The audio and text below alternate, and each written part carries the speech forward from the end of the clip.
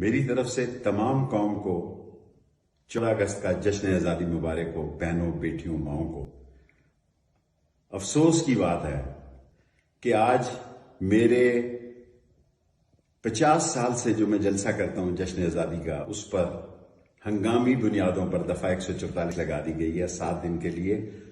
ہمارا سٹیج، ہمارے loud speaker, ہمارے بجلی، ہماری آتش بازی، سارا سامان جو ہے اس کو پولیس نے قبضے میں لے لیا۔ رات انہوں نے میری بہنوں، میرے بھتیجوں، میرے بھائیوں کے گھر میں ریڈ نہیں کیا، ڈکیتی کی، اور وہاں سے تمام قیمتی سامان اٹھا کے اسی طرح لے گئے جس طرح میرے گھر سے اسلام آباد سے 2 دفعہ لے کر گئے۔ ہمارا جرم کیا ہے؟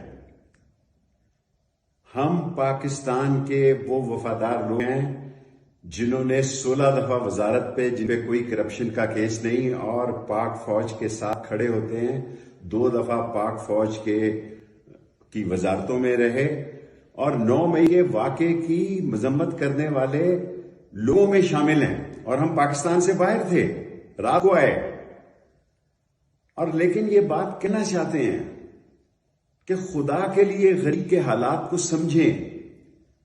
میں انوار اللہ کاکڑ صاحب کو بھی فون کرنے لگا تھا کہ ہمارے ساتھ بڑی زیادتی ہو رہی ہے، لیکن کیونکہ ہمارے جو اہل تشیع حضرات ہیں ان کے ساتھ امام زین العابدین کے دن کی احترام اور حرمت کے لیے ہم نے فیصلہ کیا کہ 11:10 پر ہم نے یہ فنکشن ختم کر دینا ہے۔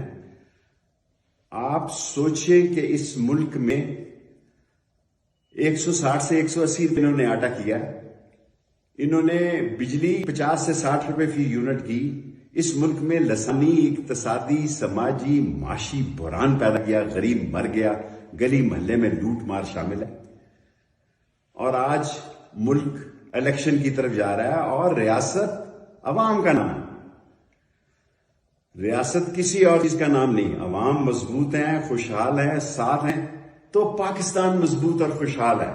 اگر عوام خفا ہیں تو ملک کے مسائل ہیں، اور وہ لوگ جو پاکستان میں طرح طرح کی باتیں کرتے ہیں۔ جب میں کہتا تھا نون سے شین نکلے گی تو آپ میرا مذاق اڑاتے تھے۔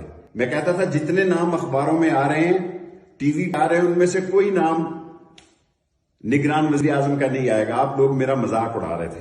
اور میں آج بھی یہ بات کہنا چاہتا ہوں، میں نسلیوں صرف دوستی نبھا رہا ہوں۔ میری ایک سیٹ جو ہے صرف جمالی صاحب کے کام آئی، وہ میرے ایک ووٹ سے ولسن کی طرح وزیر اعظم بنے۔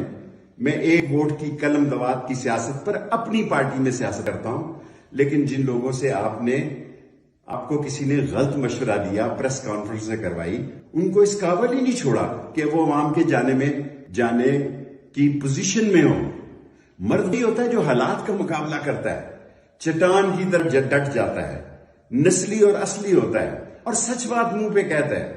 سچ بات یہی ہے کہ اس ملک میں 16 مہینوں میں جو ظلم و ستم، لوٹ مار اور جو کرپشن اور ممبروں کی خرید و فروخت ہوئی، آپ اندازہ کریں کہ پاکستان کے وزیر اعظم کے نام کی پریس کانفرنس راجہ ریاض صاحب نے کی ہے، جو موجود تھے سندھ ہاؤس میں، جہاں ممبروں کی خرید و فروخت کی منڈی لگی گئی۔ اب وہ وقت ہے، میں کہتا تھا کہ نون سے شین نکلے گی، آپ میرا مذاق اڑاتے تھے۔ آج ان کے حالات دیکھیں، ان کا حال پوچھیں، ان کی پوزیشن عوام میں جانے کے قابل نہیں ہے، یہ اس قابل نہیں ہے کہ یہ عوام میں جا سکے۔ اور ملک کے مسائل اتنے گمبھیر ہیں، کہ اگر انہیں حل نہ کیا گیا تو کوئی پارٹی، کوئی سیاستدان اس ملک کے معاشی بحران سے نہیں نکال سکتا اس ملک کو۔ میں بڑا معذرت خواہ ہوں جن لوگوں نے آج مجھے مجبور کیا کہ میں ویڈیو پہ تقریر کروں۔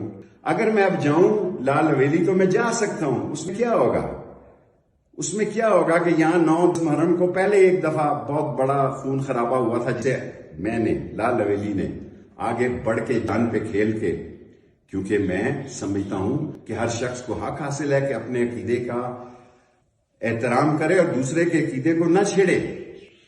میں آپ سے بہت ساری باتیں کرنا چاہتا تھا، لیکن میرا سارا نظام اٹھا کر لے گئے یہ لوگ۔ میری ساری چیزیں اٹھا کے لے گئے. یہ مجھ سے لال علی چھیننا چاہتے ہیں. میں اکیلا آدمی ہوں اس پاکستان میں. اگر میری کسی سے غلطی ہو گئی ہو، غیبت ہو گئی ہو، تو مجھے معاف کر دیا جائے. میں اکیلا انسان پاکستان میں اللہ اور اس کے نبی کا جھنڈا بلند کرنے والا آدمی ہوں. میں نے ایوب خان کی جیل دیکھی، اس میں کوئی ظلم و ستم نہیں تھا. پورے 7 بجے ناشتہ ملتا تھا. حالانکہ قلعہ تھا وہ. یا خان میں میرا کورٹ مارشل ہوا. ہری پور جیل میں میں سکول ٹیچر تھا. ختم نبوت میں 2 دفعہ قید ہوا، 1 سال. ہر جگہ انسانی سلوک کیے گئے. اور یہی نہیں، کلاشنکوف کیس میں مجھے 7 سال سزا دی گئی جو میں نے بھاولپور میں کاٹی. لیکن تمام اصولوں کو مد نظر رکھا گیا. آج آئین کو پامال کر دیا گیا. یہ کہہ رہے تھے کہ نواز شریف آ رہا ہے. میں ان کو کہتا تھا وہ نہیں آئے گا. یہ لوگ نواز شریف کو دھوکہ دے رہے ہیں. سپریم کورٹ کا فیصلہ آ گیا ہے. ستمبر ہوگا. بہت سارے فیصلے آئیں گے. اور اگر آپ نے ریلیف بھی لینی ہو تو اس مہینے میں ہی آپ لے سکتے ہیں، جو کہ آپ کو ملنی نہیں ہے. آپ اس ملک میں جو آپ نے 13 پارٹیوں کا ایک جمعہ بازار لگایا تھا، ایک جگتو فرنٹ بنایا تھا، اس کا ستیہ ناش ہو گیا. ایمل کاسی نے کیا بیان دیا ہے، مینگر صاحب نے کیا بیان دیا ہے. ابھی تک میری نظر سے نواز شریف مریم بی بی میں بچوں کی، لیڈیز کی سیاست پہ بات نہیں کرتا، لیکن باپ پارٹی کے بارے میں وہ جو کچھ کہہ چکی ہیں میں اس پر تبصرہ نہیں کرنا چاہتا. لیکن پاکستان ہماری زندگی اور موت ہے. پاکستان ہماری آخری ریڈ لائن ہے. پاکستان کے لیے ہم نے جینا ہے، مرنا ہے، اور اللہ اور اس کے نبی کا جھنڈا بلند کرنا ہے. لیکن یہ جو دبئی میں میٹنگیں کر رہے تھے، یہ جو سعودی عرب میں میٹنگیں کر رہے تھے، سارے پاکستان کے صحافیوں کو میرے ان سے بہت اچھے تعلق ہیں. 4 دفعہ میں انفارمیشن منسٹر رہا، 16 دفعہ میں 4 دفعہ انفارمیشن یا 3 دفعہ رہا. جتنے نام انہوں نے دیے بطور نگران وزیر اعظم، کوئی ایک صحافی بتایا جو یہ کہے کہ میرا نام درست نکلا. عوام کا فیصلہ جو ہے، عوام کو فیصلے کا حق دیا جائے. ریاست عوام ہے.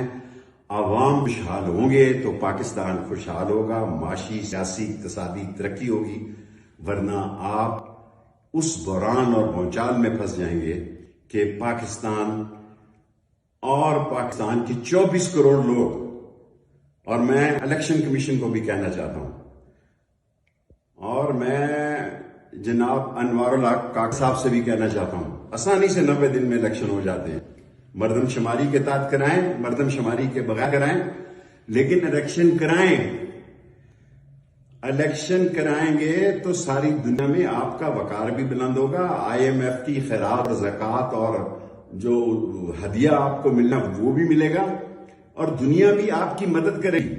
یہ کہا جا رہا ہے کہ ہمارے دوست، ہم جغرافی میں اتنی اہم جگہ پہ ہیں کہ چین ہمارا عظیم دوست ہے، سعودی عرب ہمارا بھائی ہے، UAE ہے. ہم ان کی دوستی کو کبھی بھی دھوکہ نہیں دے سکتے. ہم اپنے آپ کو دھوکہ دے رہے ہیں کہ اپنی معیشت کو اپنے پاؤں پہ کھڑا نہیں کر رہے.